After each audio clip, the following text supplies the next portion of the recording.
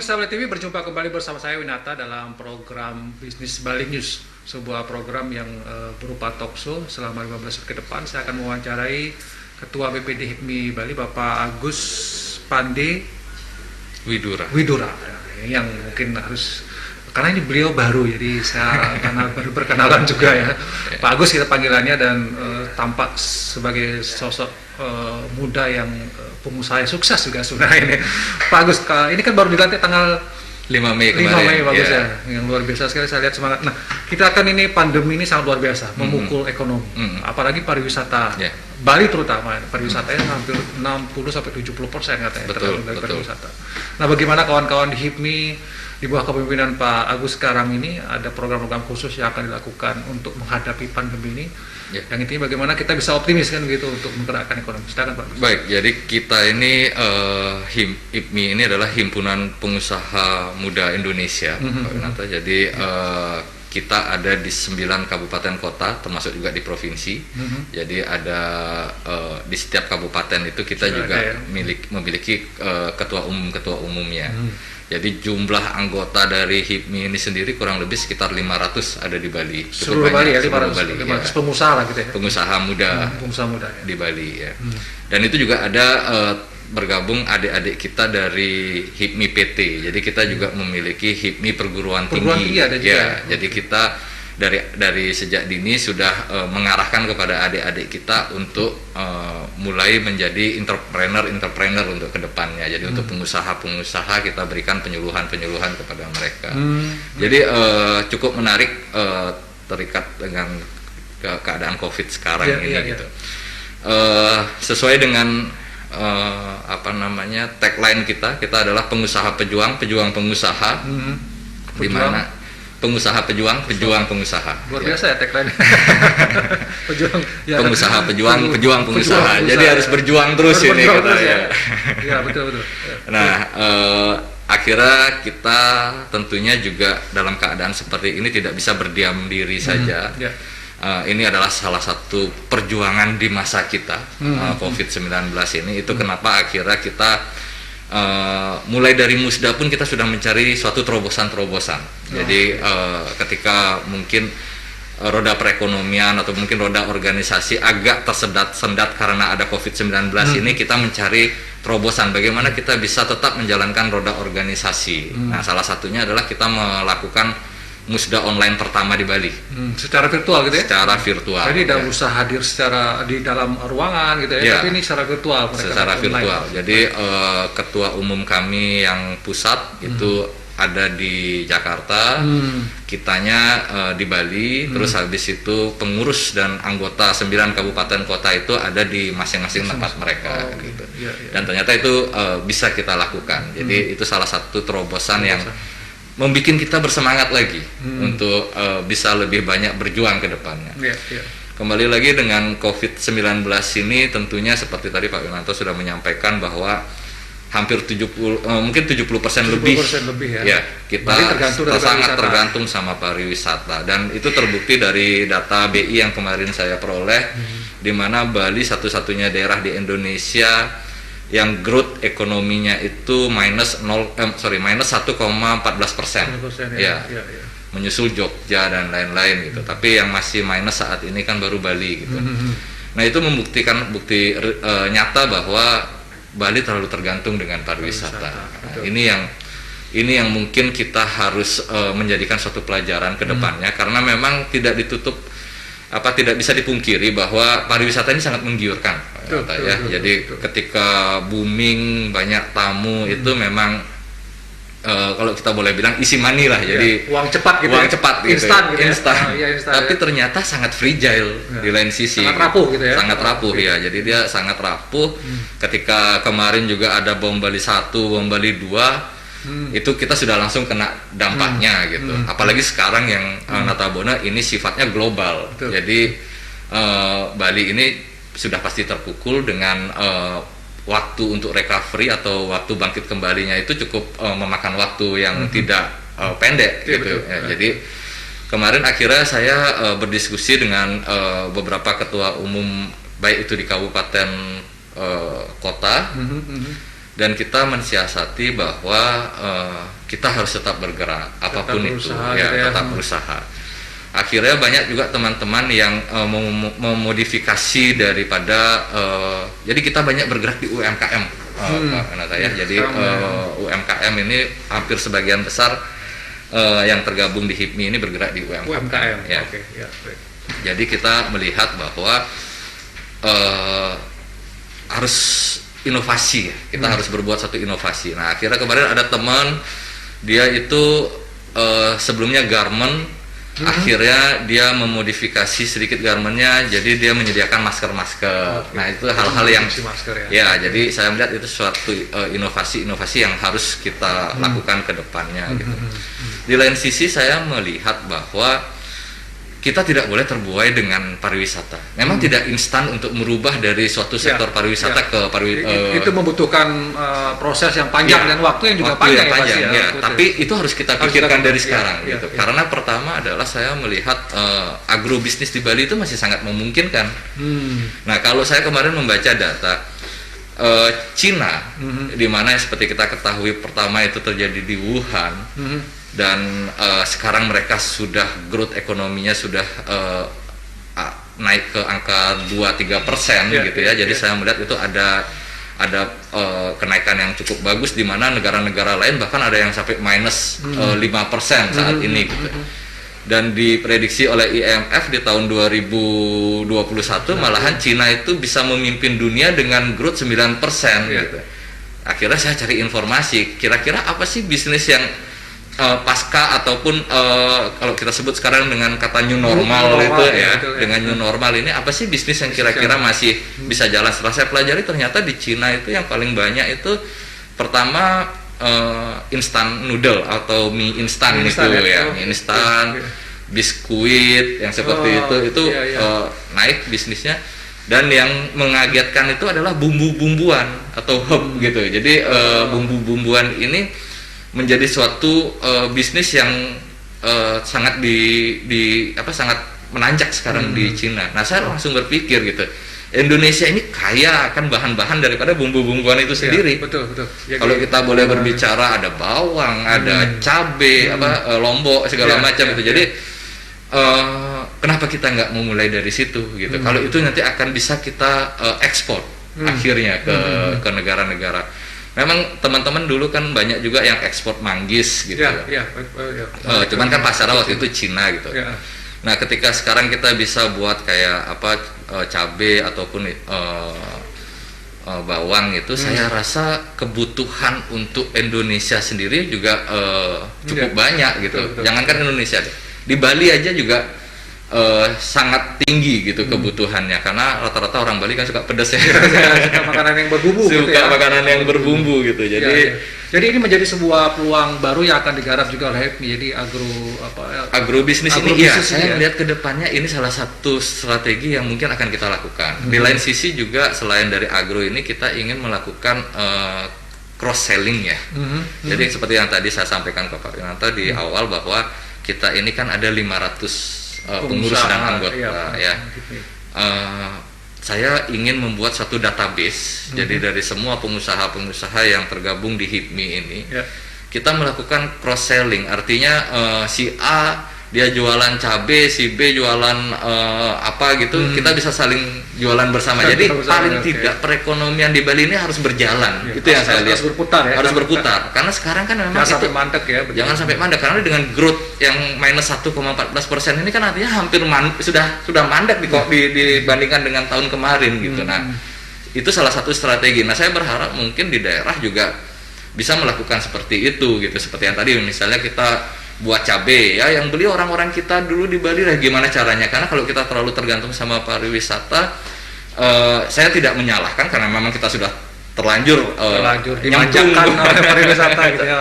Tapi kita harus punya other business menurut saya gitu, other business yang mungkin bisa kita terapkan kepada generasi-generasi kita. Memang kalau secara profit itu di compare dengan pariwisata memang masih agak jomplang ya. Tapi kalau rapuh tidaknya itu saya rasa itu lebih stable, lebih stabil dia dibandingkan dengan pariwisata, karena pariwisata ini memang sangat rentan ya. Baik, kalau mungkin dari diskusi-diskusi yang dilakukan ketika outbreak COVID-19 ini terjadi di kawan-kawan pengusaha yang kemudian dengan ketua yang baru, apa yang menjadi keluhan utama dari anggota? Apakah misalnya permodalan yang susah atau daya beli yang turun, atau persoalan apa yang paling menjadi masalah dari pengusaha yang tergabung dalam HIPMI, Pak? Ya itu, jadi Pak Renato, yang saat ini permasalahannya kan kita tergantung sama pariwisata. Ya, itu ya. Efek dominonya akhirnya ke semua bidang gitu. Daya beli masyarakat turun. Daya belinya turun. Nah kemarin data yang saya dapat, kebetulan juga kami ada bidang untuk perdagangan itu pun dibandingkan dengan tahun 2019 ya, itu untuk kebutuhan retail di bulan Maret itu terjadi kenaikan dibandingkan dengan 2020 ini. 2020 naik, ternyata itu panic buying. Ya, karena orang kira mau deadlock, mau lockdown waktu itu ya. Nyerbu ya retail ya. Ternyata itu kan uang tabungan mereka. Yang mereka pakai. Nah, di April itu terjadi penurunan sekitar 15%. Dan di Mei ini terjadi penurunan sekitar 30%.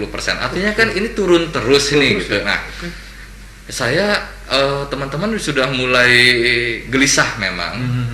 Tapi ada satu yang ingin juga saya mungkin sampaikan, baik itu kepada pemerintah daerah ataupun pemerintah pusat. Karena kemarin ketika kami dilantik di Jakarta oleh Pak Presiden Jokowi, kebetulan juga Ketua Umum HIPMI Pusat itu kemarin dihadiri oleh Pak Presiden dan juga Pak Menteri Pak Erick Thohir.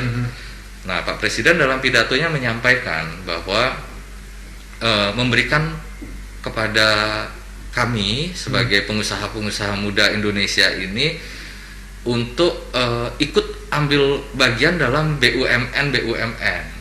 Jadi di sini ini kan seperti kita ketahui sekarang banyak sekali ada BUMN yang sampai seperti Pak Erick Thohir, Pak Menteri kemarin sampaikan, itu ada cucunya, ada cicitnya gitu kan, yang banyak gitu, anak cucu cicitnya. Iya, ini sudah sampai cicit ini sekarang ini mungkin. Maksudnya itu dari teman-teman HIPMI yang melakukan usaha yang dulu diusahakan oleh anak-anak perusahaan BUMN, itu maksudnya? Bukan, kita masih belum bisa masuk ke dalam, terutama gini, untuk kami pengusaha-pengusaha lokal. Jika ada pekerjaan-pekerjaan BUMN yang sifatnya memungkinkan untuk diberikan kepada kearifan lokal ya, kepada anak-anak HIPMI yang katakan Bali lah, saya berbicara Bali saja gitu, yang mungkin bisa kita perdayakan gitu. Kami berharap dari pemerintah juga bisa memberikan solusi-solusi agar kami juga diberikan bagian untuk berkompetisi, untuk melakukan kompetisi bagaimana mengambil daripada job-job ini, tentunya berdasarkan dengan kredibilitas ataupun kemampuan daripada teman-teman kami yang bergerak di bidangnya itu sendiri tentunya gitu. Itu yang kami harapkan, karena mungkin dengan itu terjadi bisa mengurangi daripada keinginan untuk selalu tergantung daripada pariwisata ini sendiri gitu. Jadi yang paling penting adalah karena Bali sangat tergantung dari pariwisata, ketika ini sudah titik nadir ya. Kalau kita sebut pariwisata ini, teman-teman pengusaha pasti sudah mulai gelisah. Ya, tapi ada optimisme tadi yang bisa disampaikan. Dan kira-kira lebih detail mungkin kepada pemerintah daerah mungkin yang Pak Agus, apa yang mesti dilakukan? Ya, saya selalu sering ya mewawancarai. Memang semua butuh stimulus, semua butuh bantuan. Tapi kawan-kawan HIPMI ini apa yang spesifik mungkin yang diharapkan dari pemerintah daerah bisa lakukan, baik di tingkat provinsi maupun di kabupaten kota di Bali? Oke, saya mungkin mungkin stimulus itu harus saya singgung juga, karena juga kita membutuhkan itu, seperti contohnya restruct daripada perbankan untuk permodalan. Terus yang kedua mungkin juga kebijakan dalam pembayaran pajak saat ini, karena memang itu juga menjadi suatu momok yang harus kita hadapi gitu. Terus PHK daripada karyawan. Nah, ini kan kita sangat pilihan terakhir lah PHK ini. Gitu. Jadi saya melihat di sini ketika kita berbicara apa namanya, kemarin kan ada yang dikeluarkan kartu prakerja ya. Ini kan diperuntukkan untuk orang yang sudah di PHK. Nah, sedangkan kita ini kan pengusaha, pejuang pengusaha nggak mau nyerah gitu. Kita nggak mau, belum apa-apa udah PHK kita nggak mau gitu. Kita masih mau fight dulu gitu. Kita masih mau berusaha dulu bagaimana caranya kita supaya bisa mempertahankan perusahaan kita gitu. Nah, di beberapa teman-teman itu mungkin ini saya sih awam ya di dalam bidang ini gitu. Tapi kalau saya melihat secara kasat mata saya, ada yang namanya BPJS Ketenagakerjaan. Ya, betul. Nah, kemarin saya sempat ngomong sama teman saya yang kebetulan juga dia tinggal di luar negeri, dia tinggal di Prancis dan memang dia punya skema khusus untuk apa namanya, untuk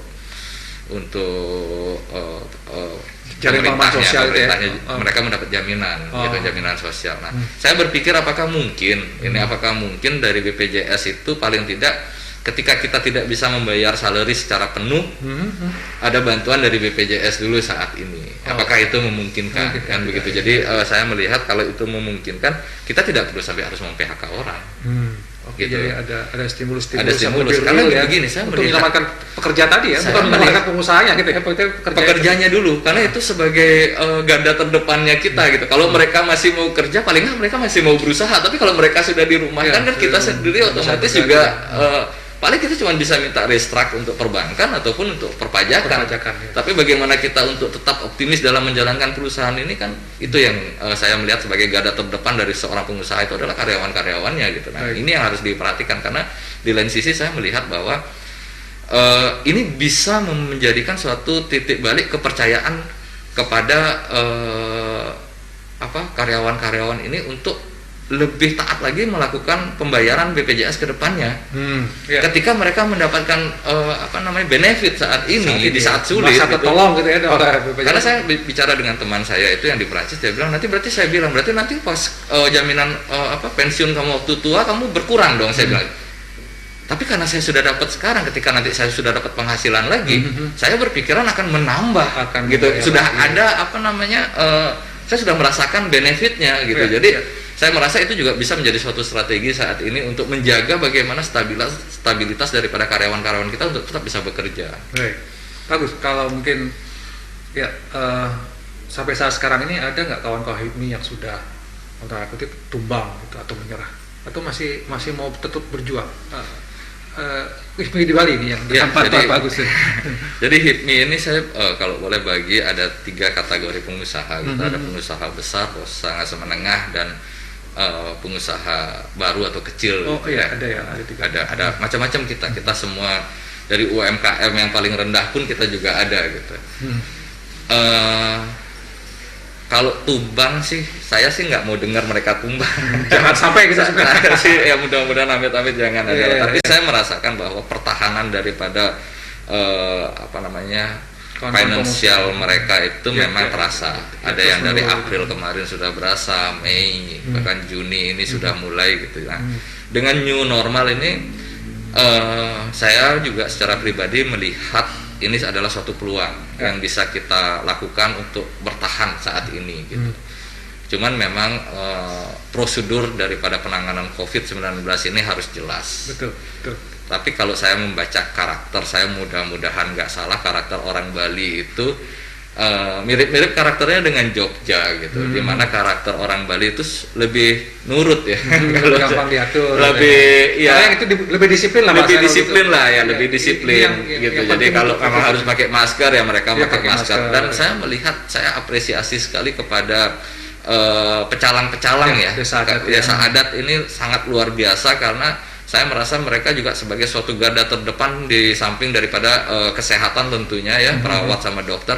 Pecalang ini sangat desa adat ini sangat memegang peranan penting. Nah, ketika kita new normal, saya harap desa adat bisa memberikan suatu batasan-batasan di mana yang tidak merugikan secara ekonomi tapi tetap menjaga kesehatan. Jadi new normal itu bagaimana antara kepentingan kesehatan dengan ekonomi bisa berjalan beriringan gitu. Jangan saling mematikan. Betul. Baik, terima kasih Pak Agus.